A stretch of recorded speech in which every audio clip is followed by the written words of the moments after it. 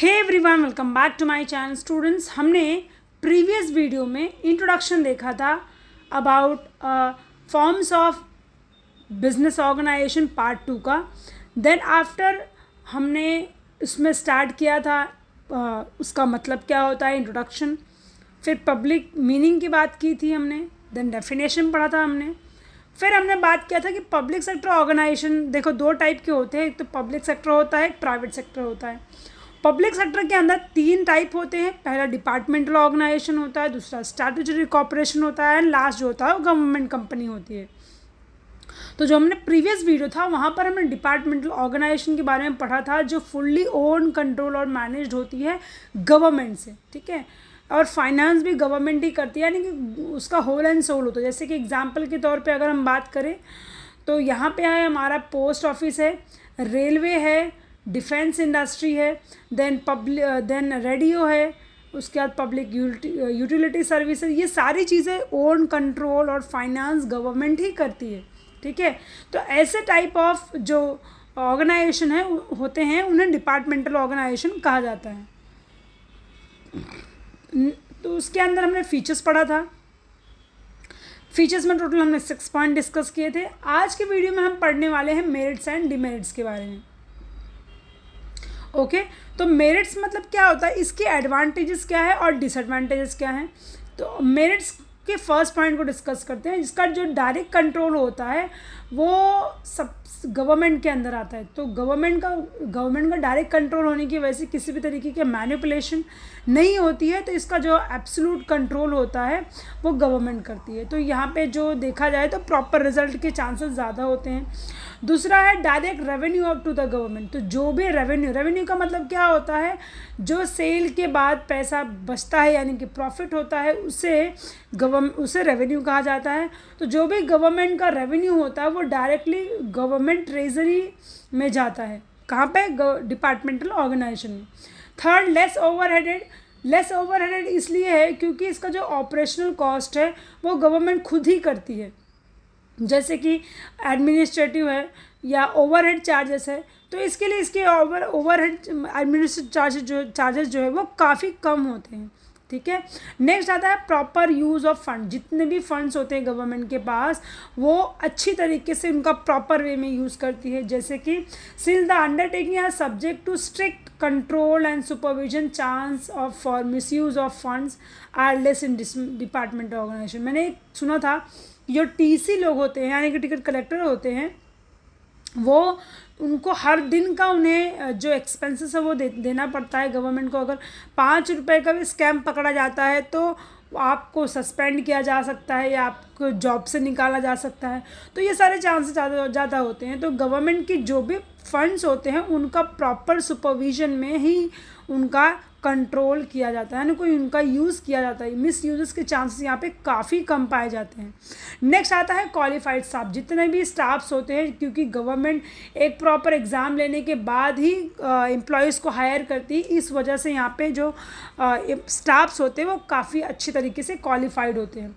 Next आता है maintain security. तो सिक्योरिटी का मतलब होता है प्राइवेसी या सीक्रेट्स कह सकते हो।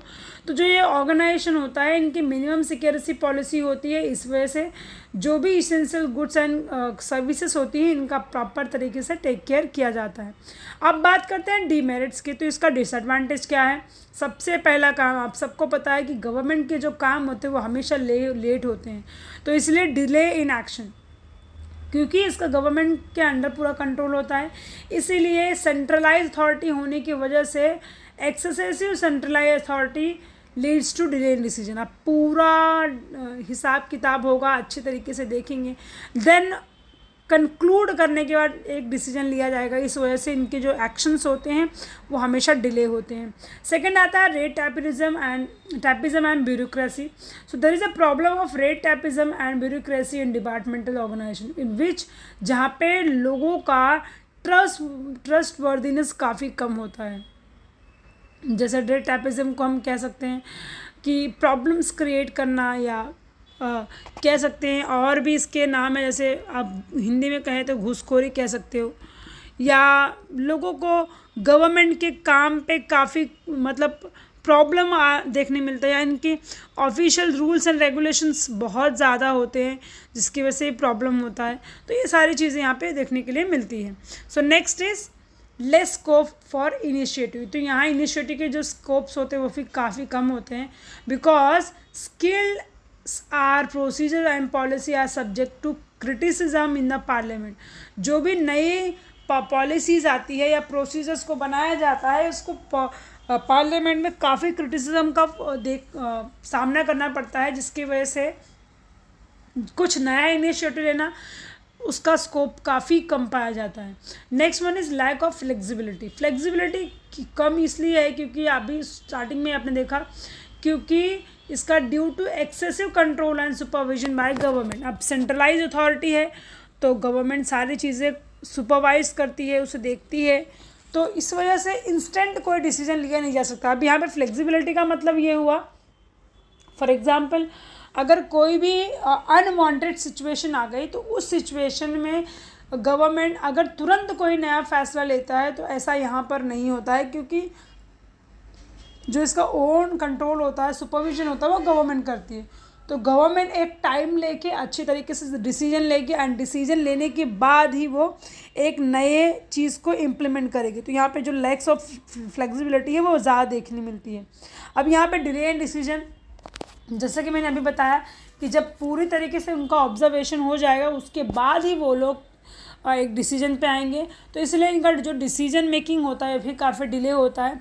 For each and everything the sanction होने में ही काफ़ी टाइम लग जाता है। जैसे न्यू एजुकेशन पॉलिसी कितने टाइम से आई हुई है, बट उसको सैंक्शन होने में, फिर उसको गवर्नमेंट का मोहर लगने में वो एक टाइम पीरियड लग गया। तो ऐसे ही कोई जब नई चीज़ आती है तो उसको सैंक्शन होने के लिए मिनिस्ट्री से या मिनिस्ट्री के टॉप एग्जीक्यूटिव से काफ़ी इसेंशियल होता है, यानी कि मैंडेटरी होता है, बट उनका जो डिसीजन मेकिंग होता है या सैंक्शनिंग होता है वो काफ़ी लेट होता है, जिसकी वजह से अब लेट इसलिए हुआ क्योंकि बहुत सारे काम होते हैं, बहुत सारे एक ही डिसीजन तो लेना नहीं होता है, बहुत सारे होते हैं, तो उस चीज़ को one by one pass on होते होते एक लास्ट डिसीजन मेकिंग पे आते हैं। नेक्स्ट एंड लास्ट आता है एब्सेंस ऑफ प्रोफेशनलिज्म। इस क्यों होता है? क्योंकि पब्लिक का काफ़ी डर होता है। अब कोई नई चीज़ आई, अभी जैसे अग्निपथ जो नया स्कीम लाया है गवर्नमेंट ने, तो उसका स्टार्टिंग में लोगों को काफ़ी क्रिटिसिज्म लोगों से देखने मिला, क्योंकि लोग उसको एक्सेप्ट नहीं कर रहे थे, क्योंकि बोल रहे थे इतने कम टाइम में अगर हमारा रिटायरमेंट होगा तो आगे हम क्या करेंगे, काइंड ऑफ बहुत सारी चीज़ें हुई। तो कोई नई चीज़ लाना इट मीन्स पब्लिक का क्रिटिसिज्म देखने मिलता है। दूसरा, फ्रिक्वेंट ट्रांसफ़र ऑफ ऑफिशियल, जो अगर बहुत ही कहा जाए कि अगर कोई बहुत ईमानदारी से काम कर रहा है या कायदे कानून से नहीं कर रहा है तो ट्रांसफ़र का भी खतरा बना रहता है। And staff affect and efficiency of these organisation. अब यहाँ पे आप समझ सकते हो कि पॉलिटिकल प्रेशर या कह सकते हो स्टाफ प्रेशर इतना ज़्यादा होता है जिसकी वजह से प्रॉब्लम्स देखने मिलती है, एंड लोग का जो प्रोफेशनलिज्म है वो धीरे धीरे कम होता जाता है, क्योंकि उनको पता है कि मेरे इनके हिसाब से काम करना ही पड़ेगा, एनी हाउ नहीं किया तो I will lose my job. तो ये सारी चीज़ें होती है। तो देखा जाए तो हमने टोटल 12 टाइप्स ऑफ पढ़े। मेरिट्स में हम टोटल 6 टाइप्स पढ़ा और डीमेरिट्स में हमने टोटल 6 टाइप्स पढ़ा। अगले वीडियो में हम स्टार्ट करेंगे स्टैट्यूटरी कॉर्पोरेशन के बारे में। तो मिलते हैं अगले वीडियो में। आई होप आपको ये वीडियो अच्छी लगी होगी। अगर वीडियो पसंद आई हो तो वीडियो को लाइक कीजिएगा, चैनल को सब्सक्राइब कीजिएगा और अपने जितने भी फ्रेंड्स लोग हैं उनको भी शेयर कीजिएगा। इससे मुझे बहुत काफ़ी मोटिवेशन मिलेगा और मैं ऐसे ही नई वीडियोस आपके साथ लाती रहूँगी। Thank you so much. मिलते हैं अगले वीडियो में।